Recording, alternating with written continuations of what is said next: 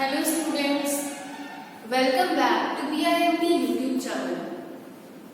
BIMP YouTube channel में आप एक बार फिर से पढ़ने के लिए आ सकते हैं, आए हैं, तो इसके लिए you're very welcome here. And so today we will be starting a new topic, new data, new kind of data structure. I've told you about arrays. Array एक data structure होता है, static data structure होता है, and similarly queue is also a data structure which we will be studying today. तो queue क्या होता है? Queue is an abstract data structure. Queue क्या है? एक abstract data structure है, somewhat similar to stacks, जो stacks की तरह ही होता है. Unlike stacks, a queue is open at both the ends. One end is always used to insert data in queue and the other is used to remove data, which is dequeue. Queue follows first in, first out methodology, that is, data items stored first will be accessed first. मैंने आपको different kind of data structures पढ़ा दिया था.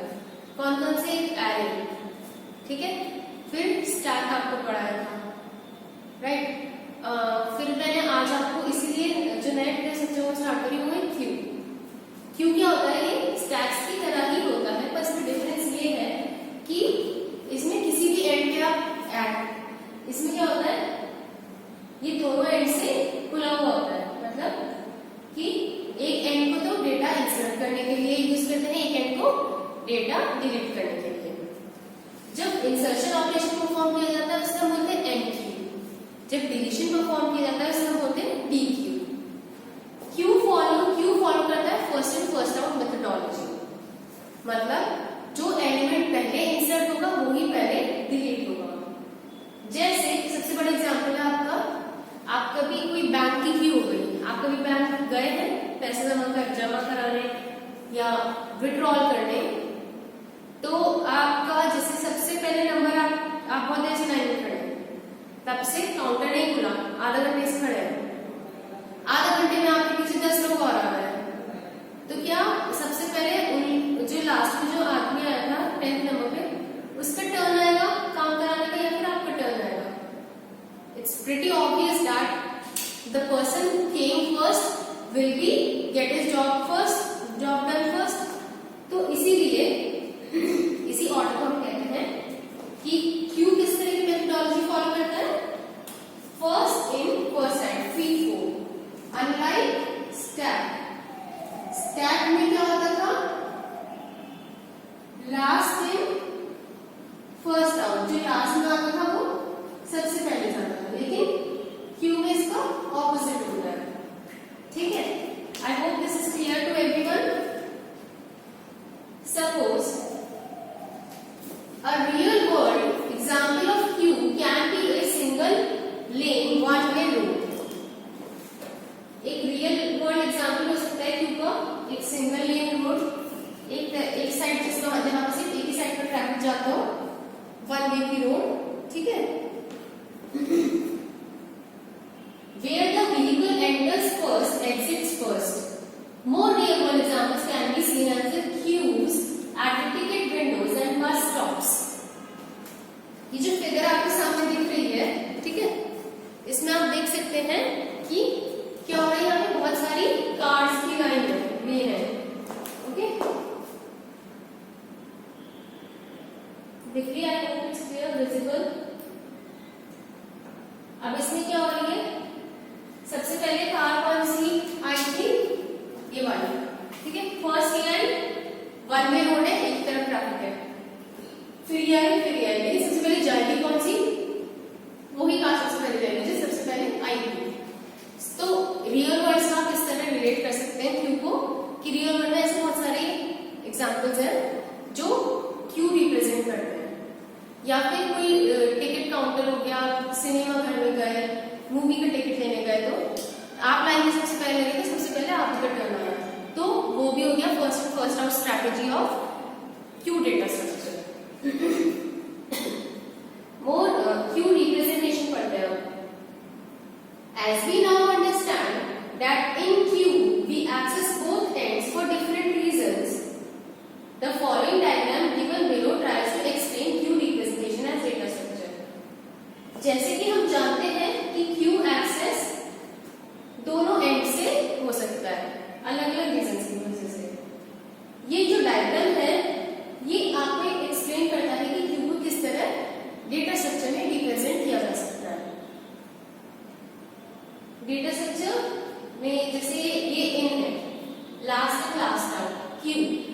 to first out. As in stacks, a queue can also be implemented using arrays.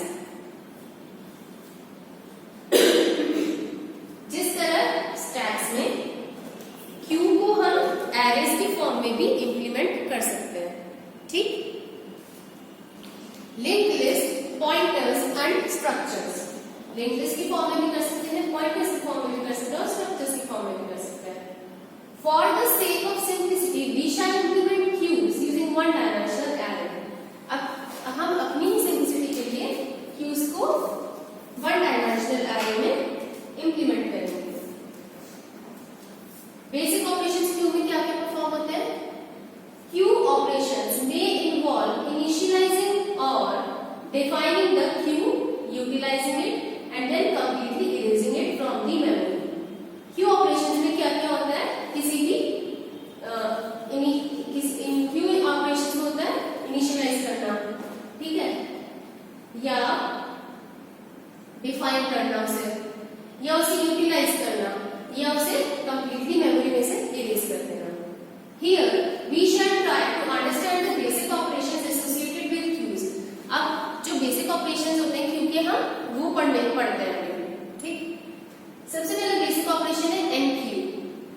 Add, store an item to the queue. Dequeue, remove, access an item from the queue. Enqueue मैंने अभी थोड़े पहले भी बताया था कि कोई आप एलिमेंट ऐड करते हैं क्यू में तो फिर वो कहलाता है एनक्यू. डीक्यू क्या होता है कि आपने कोई एलिमेंट डिलीट किया या एक्सेस किया. So do you understand the difference between enqueue and dequeue? Now for more functions, few more functions are required to make the above mentioned queue operation efficient. These are, और भी कई operations है जो इस Q operations को efficiently work कराते हैं. वो ऑपरेशंस कौन कौन से हैं? पहला है peek, gets the element at the front of the queue without removing it. peek क्या करता है? एलिमेंट को फ्रंट पे ला देता है बिना उसे डिलीट करे. सेकंड है is full, checks if queue is full. is full क्या करता है? वो चेक करता है कि क्या क्यू भर गया है या भरा हुआ तो नहीं है. is empty, checks if the queue is empty. is empty का काम है कि वो चेक करेगा कि क्यू empty तो नहीं है. in queue we always dequeue or access data pointed by front pointer.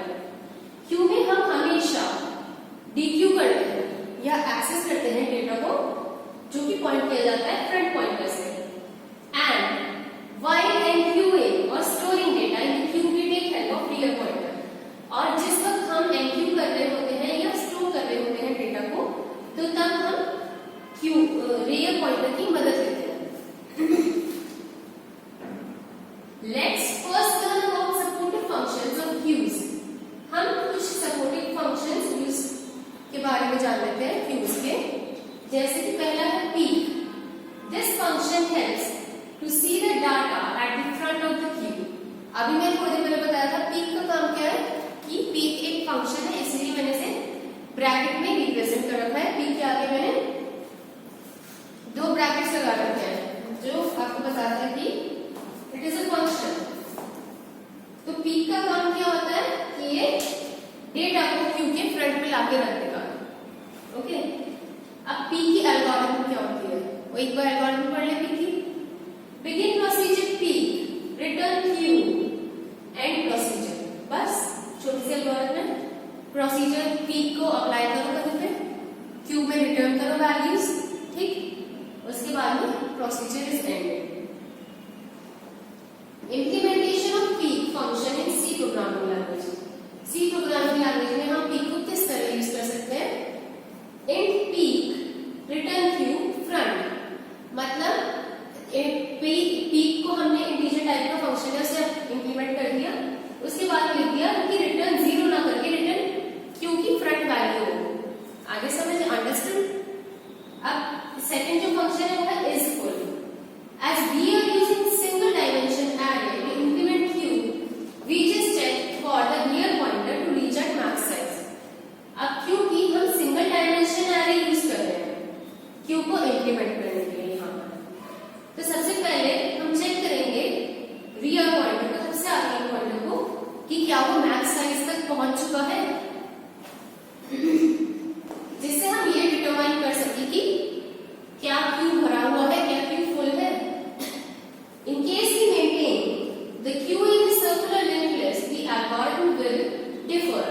अगर हम Q को सर्कुलर लिंक लिस्ट में मेंटेन करेंगे तो एल्गोरिथम डिफरेंट हो जाएगी।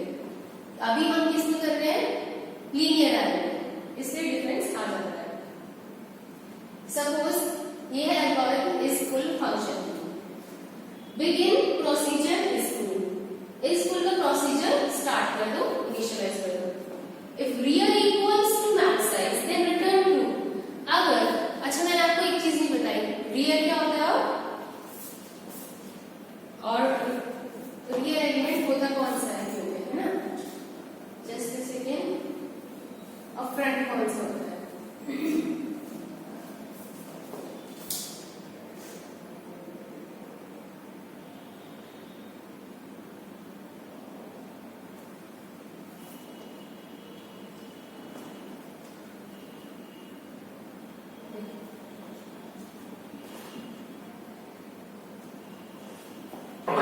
कोई भी क्यूब है सपोज,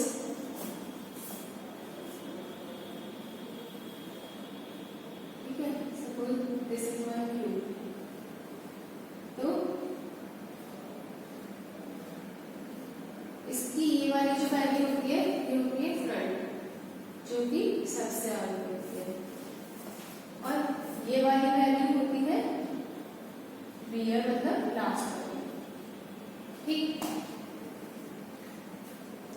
अगर प्रोसीजर फुल हमें करना है तो सबसे पहले हम देखेंगे कि क्या रियर का मैक्स साइज है, मतलब मैक्स साइज का मतलब क्या होगा, मैक्स साइज होता है कि सपोज इसमें n एलिमेंट्स हैं 1 2 3 4 5 6, तो इसका मैक्स साइज है 6। ओके, अगर रियल की वैल्यू 6 है, मतलब ये क्यों भरा हुआ है नहीं है, है ना। अगर यहाँ तक एलिमेंट्स की ए बी सी डी कुछ ना कुछ वैल्यूज भरी हुई है तो इससे हमें ये पता चलता है कि ये क्यूब फुल है, तो इसीलिए इसका जो आंसर आएगा वो आएगा रिटर्न ट्रू। अगर ऐसा नहीं है तो else return false. Understood now? कि उसके बाद में लिखेंगे एंड इफ। कोई भी एल्गोरिथम अगर इफ से स्टार्ट होती है, इसको लास्ट में हम एंड इफ करते हैं। End procedure, implementation of is full function का इंप्लीमेंटेशन सी प्रोग्रामिंग की हेल्प से आप देख सकते हैं। इसमें bool is full if real equals to max size -1। अगर रियल की वैल्यू मैक्स साइज -1 है, ये आप समझिए इसमें कितने नंबर ऑफ एलिमेंट्स हैं, 6। सपोज मैं इसकी नंबरिंग 0 से स्टार्ट करती हूँ, 0 1 2 3 4 5। आप चेक करो, अगर रियल की वैल्यू मैक्स साइज क्या है, 6 नंबर है एलिमेंट्स है, 6 -1। अगर रियल 5 है तो रिटर्न ट्रू कर दो कि क्यू इज फुल। अगर ऐसा नहीं है, मैक्स साइज वाइज नहीं है, मतलब स्पेस है, तो रिटर्न फॉल्स। ठीक, अब इसी तरह का एक एल्गोरिथम, एक फंक्शन है is empty. Begin procedure is empty if front is less than min और front is greater than rear, return true, else return false. ये था आपका मैक्स साइज की जितने नंबर ऑफ एलिमेंट्स हैं इसमें। अब मेन क्या होगा कि मिनिमम एलिमेंट्स इसमें कितने हैं, ठीक है। मिनिमम एलिमेंट्स इसमें सपोज 1 हो सकता है। अगर फ्रंट की वैल्यू 1 से भी कम है, मतलब 0 है, ठीक है, या रिटर्न रियर से ज्यादा है, मतलब फ्रंट की वैल्यू है अभी 0 थी, अगर फ्रंट की वैल्यू 6 है तो इसका मतलब क्या होगा कि क्यू हमारा एम्प्टी है, खाली है, otherwise it is not empty, so we will return the statement false. So students, end procedure आज के लिए इतना ही। नेक्स्ट लेक्चर में we will continue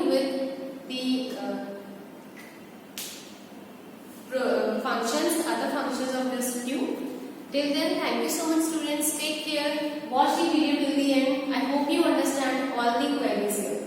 Thank you so much.